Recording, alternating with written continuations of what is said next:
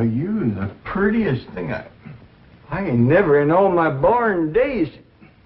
How'd an old mountain goat like me ever get a young'un like you? You're a queen. That's what you are in that shiny dress standing there. You're a queen. Feel it, Paul. It's slicker than a toad's belly. I'll give you if it ain't. What kind of dress they call that? Well, this is what you call a ball gown. A ball gown? Well, you's even catching on to what they're named. Well, Miss Hathaway, she pinned a piece of paper onto every dress she got me, telling what it was for. You better tote along the shotgun and keep fellas away. Oh, no, Paul. That's what I'm going out for, to meet some fellas. Hallelujah. You know, you're going to find out something I've been saying is the truth. You don't have to dress up in boys' clothes to have fun with boys. I'm going to keep my promise, Paul. I ain't going to wear nothing but dresses for 3 whole days. And I'm going to keep my promise, too. If you don't have just as much fun as you did climbing trees and wrestling, you can go back to wearing your pants and shirt. Goodbye, Paul.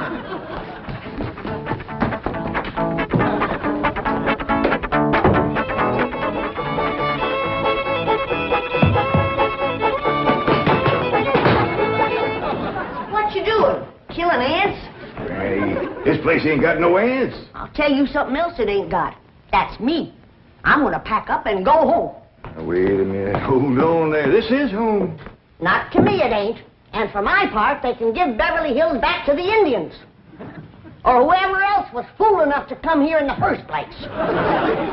Come on, let's go in here and sit down and we'll talk this whole thing over. You just got your back up because the police made us get rid of all our cows and pigs and chickens and stuff. Well, that didn't help none. But if they don't allow folks to have stock, why have they got that all-fired fancy stock pen down there? Well, Granny, it turned out that there was something called a tennis court. What in tarnation is a tennis?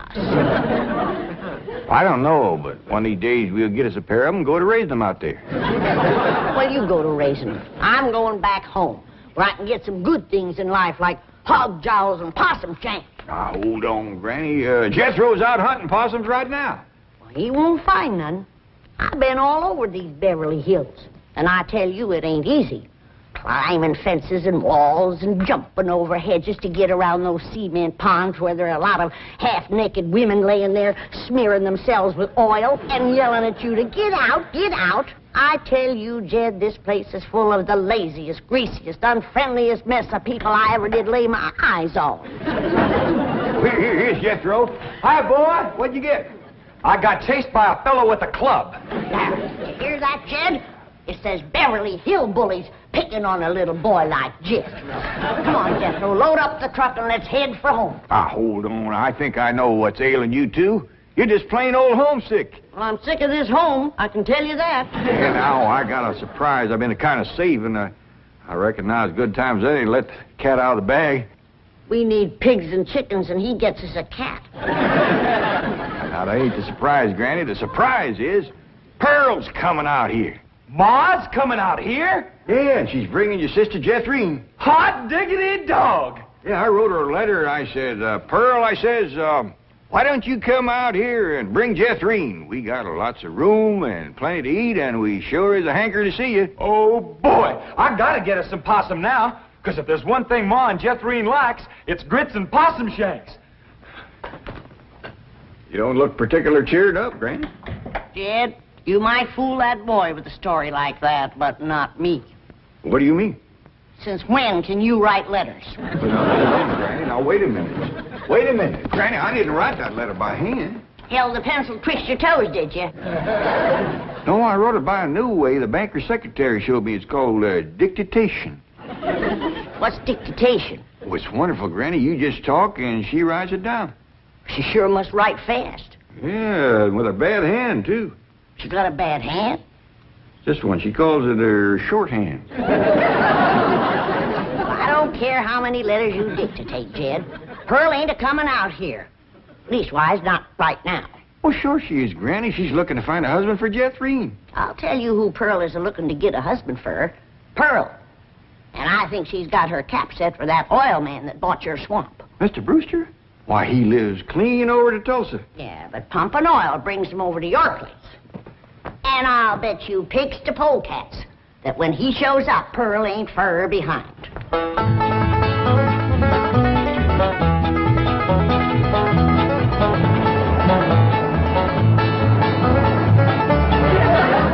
There he is.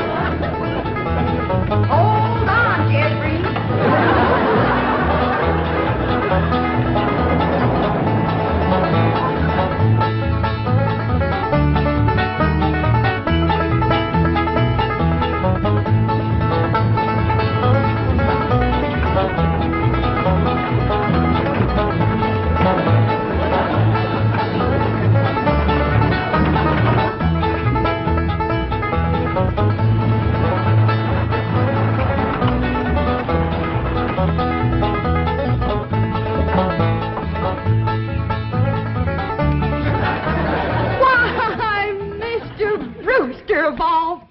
Fancy meeting you here. Small world, ain't it? Yes, it certainly is. Oh, this here's my daughter, Jethrine.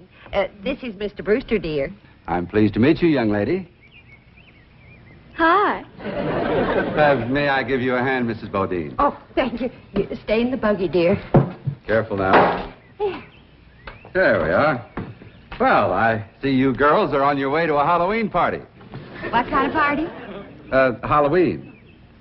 What's a Halloween? You don't celebrate Halloween here in the hills? Well, I never heard of it. What's it like?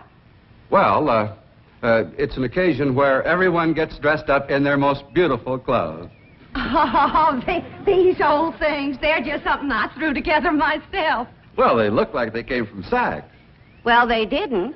I made them with store-bought yard goods. Didn't I, Jethrine? Yes, sir.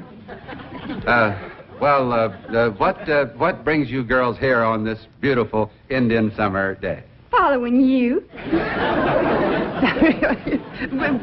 we was headed this way anyway. I promised to keep an eye on the old home place for Cousin Jed, remember? Mm. Oh, I hope he won't mind that I had a telephone put in the cabin. You see, we're using it as a sort of a field office. Oh, he won't mind. Especially if you would show it to me and I could see for myself that there was no damage done to the cabin. Well, that's quite all right. Come along, huh? Yes, stay in the buggy, dear. Well, perhaps you'd like to stretch your legs. They're long enough now. Jethrine's awful tall for her age. She takes after her father. Her late father, that is. I'm a widow. Yes, I believe you told me. Oh, that's right. That's when you told me you was a widower. Yes. You, still are, I suppose. A widower? No, yes. Stay in the buggy, dear.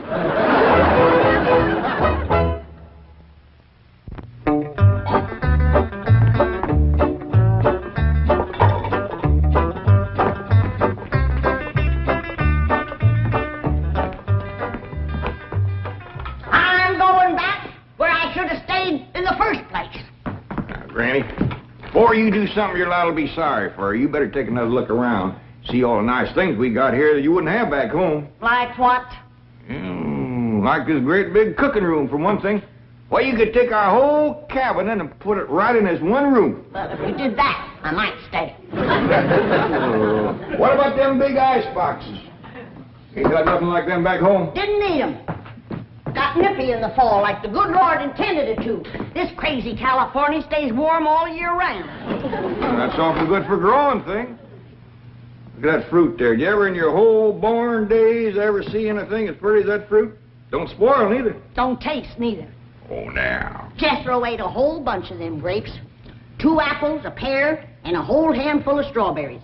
And he said there wasn't one bit of juice in the whole kit and caboodle of them. He said it was dry as wax.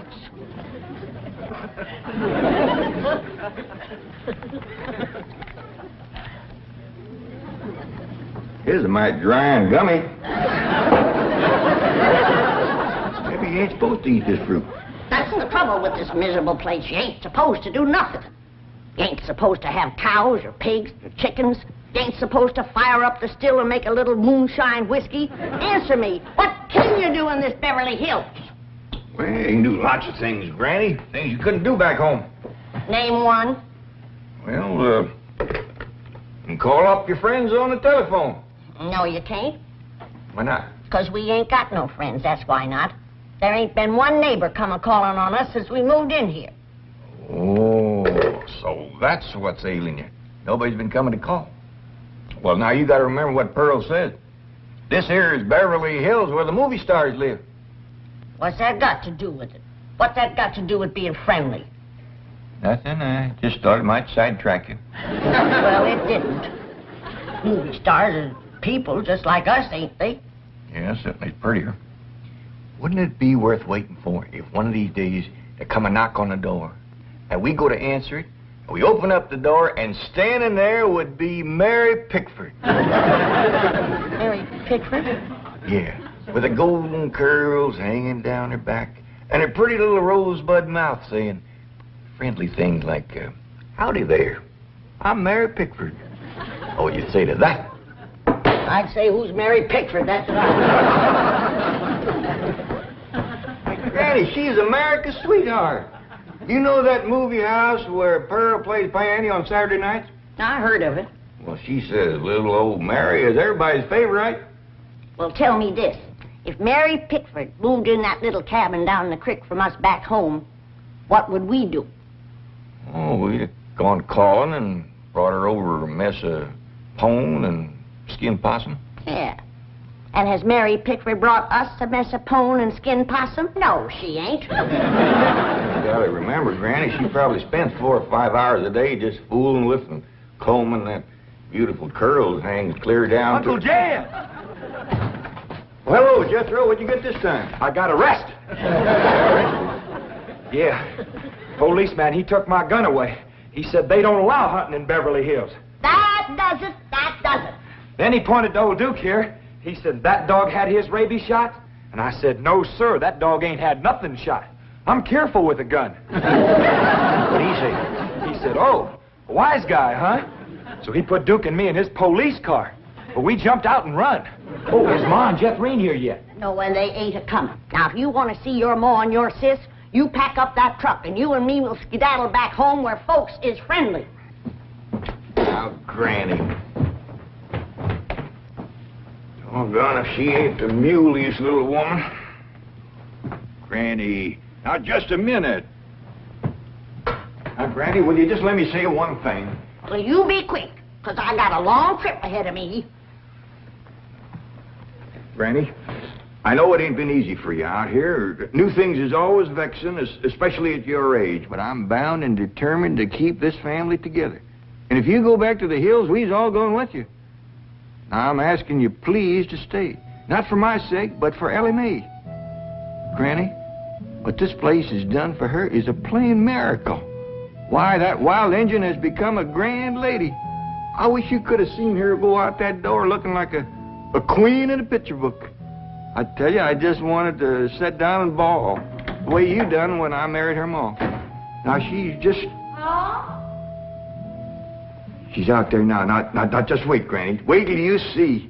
In here, Ellie Mae. Huh? You sure was right. Oh, Hudson, you don't have to wear boys' clothes to have fun with boys. May, you promised me you wouldn't wrestle. I ain't been wrestling. Then what have you been doing in your ball gown? Doing what I'm supposed to do, playing ball. Oh, I made 2 touchdowns and kicked 3 field goals.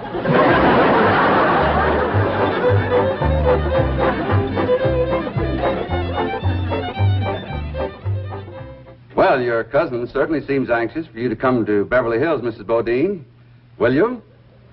Mrs. Bodine? Yeah. Will you? Yeah. Will I what? Go to Beverly Hills to visit your cousin, Mr. Crampett. Oh, well, not right now. I'm awful busy.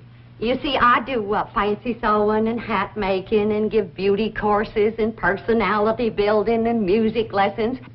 Then on Saturday, I play the piano over the movie show to Oxford.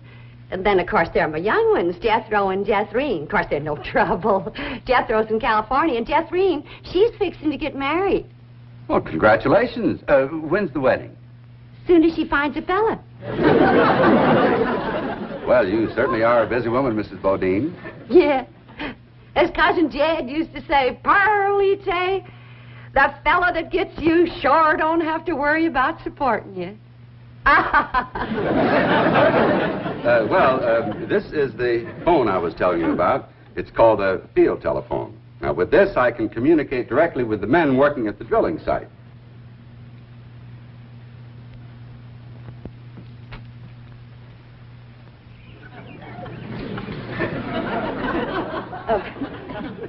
Any young men down there?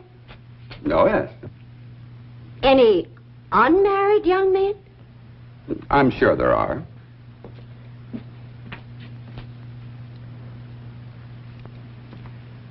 Any tall unmarried young men? Well, they're probably all sizes. Yeah. Suppose it gets pretty lonesome working down there. Well, it's very likely. This is rather an isolated area. Any specially tall, specially lonesome, unmarried young ones? I don't think I can call any by name, no. Uh-huh.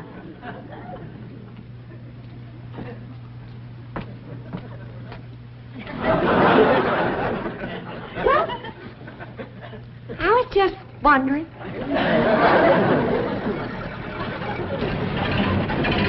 Excuse me, ma'am. Could you tell me where the oil drillers are working today? Well, now. What have we here? Rebecca of Sunnybrook Farm, and pretty, too. You know what, honey? I got something here just for you. A genuine French garter imported all the way from Paris, France. They usually sell for 50 cents, but, honey, you can have it for a quarter. Listen, honey, I'm going to be around a couple of days. You busy Saturday night? Well, you are now. And there's a dance over in Hooterville. Ooh-wee! I bet you're an armful of mama. I mean it, honey. I like big girls. You just do things to me. You carry me away. All right. Hey, what's going on here?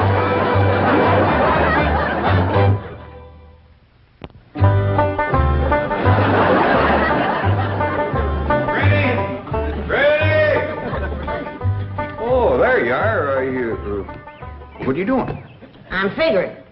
And I figure best when I'm fishing. Ain't no fish in there. I ain't fishing for fish. I'm fishing for figuring. Hey, what kind of figuring you fishing for? I'm fishing to figure how I can get home. Now, Granny, I've been doing some figuring, too. And you know, I think I got it figured out how come the neighbors ain't come to visit us. I'm listening. Well, I got it figured. Out here in Beverly Hills, instead of them coming to see us, we go to see them. How come? Well, I don't know how come. That's just the way I got it figured. Mighty convenient figuring. Granny, it wouldn't do no harm and to give it a try. A lot of things are different out here. Well, I'll fish on it for a spell. Take possum. Eat like a whale. Who said there ain't fish in here? Well, that's the prettiest I ever seen. Ah, I gotcha, you rascal. I'm gonna throw you right in the frying pan. This thing ain't nothing but skin. That's your Beverly Hills for you.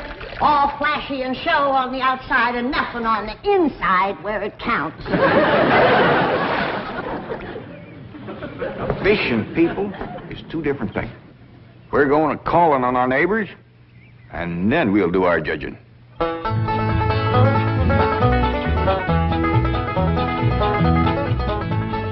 Well, let's see now. Which neighbor shall we call on first? Mr. Drysdale's off in Boston with his missus, so let's go this way. If you ask me, let's go back that way. Now, Granny, you promise. Come on, everybody, let's go. You reckon they'll give us a mess of pone or something, Pa? Or maybe some salted down possum. Probably so lie on us.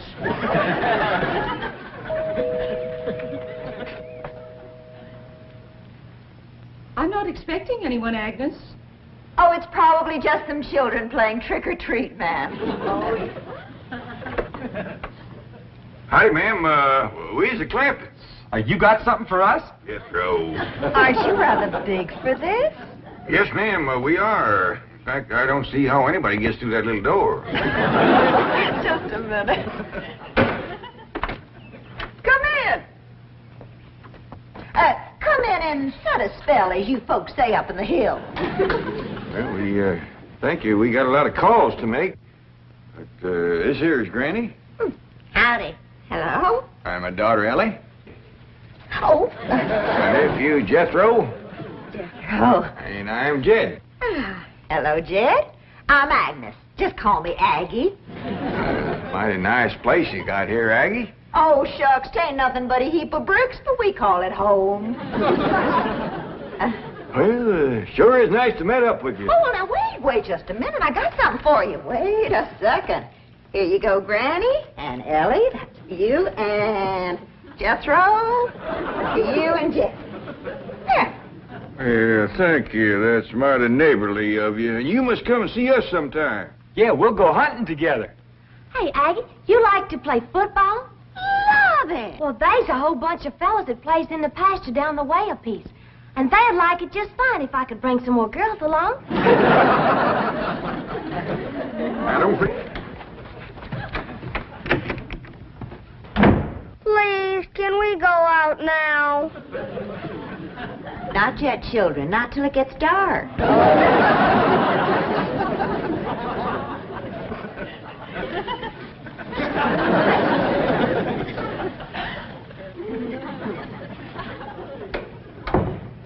Ain't that the most pitiful thing?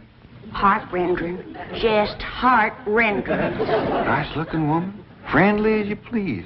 But them young'uns is the homeliest I ever see. Wonder she didn't want to come a-calling on us. Yeah. Reckon I'd stay home, too, if my kids looked like that. Kid, I ain't never gonna say a bad word about nobody. I know what you mean. Diggies, every house we went to, they was nice to us, wasn't they? Sure was, Jed. Hey, listen, everybody. I got an idea. Let's call up Cousin Pearl and tell her to come on out here. Uncle Jed, you can't call Ma on the telephone. Well, Mr. Drysdale said we could call anybody we had a mind to. Well, Ma, she ain't got no telephone at home. Don't matter. She ain't never home nohow.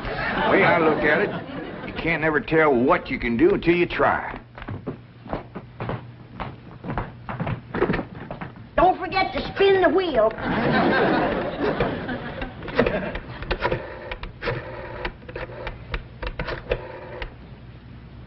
Howdy, ma'am. I want to talk to Pearl Bodine back in Oxford. That's right, operator. J.D. Clampett in Beverly Hills. Oh, Jed's sure gonna be surprised to hear me talking at him on this thing. Oh, they're ready to make the connection. Oh! Jed! That you, Jed? You betcha it is. Hello, Pearl, you old rascal. What you doing down there? Huh, there ain't Pearl. This here's Ellie. Jethro talk in a minute, but first I want to say something. You gotta come out here to Beverly Hills and bring Jethrine. If she can't get a husband out here, there ain't no hope. You ain't never seen so many homely young'uns in all your born days.